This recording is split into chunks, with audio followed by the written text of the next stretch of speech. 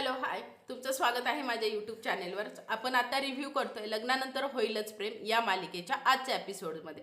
आजच्या एपिसोडमध्ये काय असतं ना, शारदा नंदिनीला थोडं समजून सांगण्याचा प्रयत्न करत असते, पण धनंजय मात्र ह्या गोष्टीला मान्य करतच नाहीत.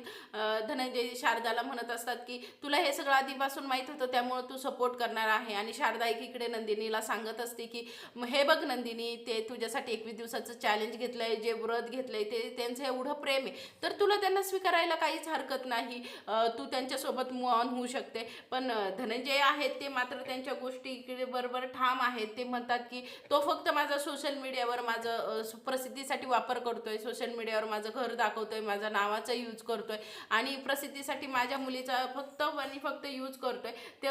त्याचा तो जो यूज आहे तो फक्त त्याचा स्वतःच्या प्रसिद्धीसाठी आहे, तो नंदिनीला फसवतोय.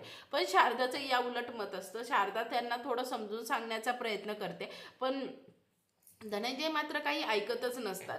ह्या गोष्टी सगळ्या चालू असतात. पण धनंजयला आता शारदा कितीही समजून सांग, शारदाला खूपच वाटतं की नंदिनीकडे नंदिनीसोबत बोलावं किंवा तिने जीवासोबत बोलावं, सगळ्या गोष्टी सगळ्या चांगल्या व्हाव्या वाटतात. पण धनंजय मात्र सपोर्ट करत नाही.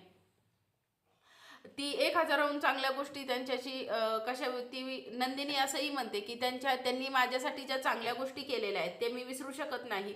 पण मला जो 16 डिसेंबरचा जो आहे तो व्हिडिओ जर पाहिला की मला काहीच आठवत नाही, मला यातून मूव ऑन होण्यासाठी मला वेळ लागणार आहे असं नंदिनी स्पष्ट करते. आणि नंदिनी अजूनही सांगते की मी सध्या तरी जीवासोबत मूव ऑन होण्यासाठी मी रेडी नाही आहे. तर शारदा तिला समजून सांगते, पण ती एवढंही सांगते की मी डिव्होर्सनंतर मी माझं प्रेम व्यक्त करणारच होती.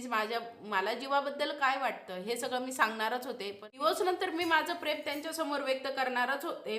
माझ्याबद्दलचं प्रेम आहे, त्यांच्याबद्दल मला काय फिलिंग्स आहे ते व्यक्त करणार होते. पण मला ते 16 डिसेंबरचं जेव्हा समोर आलं तेव्हा मात्र माझ्या पायाखालची जमीन सरकली होती असं ती शारदालाही सांगते. पण जीवाचेही एफर्ट शारदा तिला सांगत असते.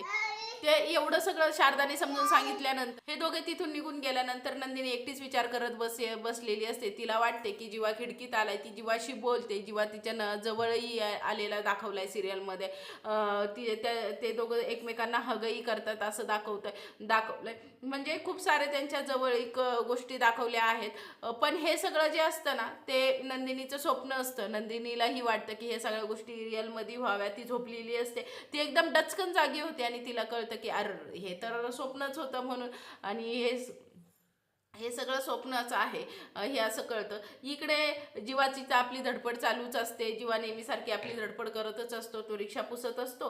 रिक्षा पुसत असताना धनंजय खाली येतात. धनंजय योगा करण्यासाठी येतात. धनंजय योगा करत असताना हाही पठ्ठ्या त्यांच्या शेजारी जाऊन बसतो जीवा योगा करण्यासाठी. आणि योगा करत असताना धनंजय त्याला स्पष्ट शब्दात सुनावतात की तू माझं कितीही मन जिंकण्याचा प्रयत्न केला तर मी तुझं मन नाही तू माझं मन नाही जिंकू शकणार. मी स्पष्टपणे तुला सांगतो की माझी नंदिनी तुला कधीच भेटते, तू नंदिनीच्या आयुष्यातून जा, असं सगळं गोष्टी सांगतात त्याला. पण जीवा काही हार मानायला तयार नसतो. अशा या ठिकाणी आजचा एपिसोड क्लोज होतो. पुढच्या एपिसोडच्या रिव्ह्यूसाठी माझ्या चॅनलला लाईक, सबस्क्राईब, शेअर करा. थँक्यू.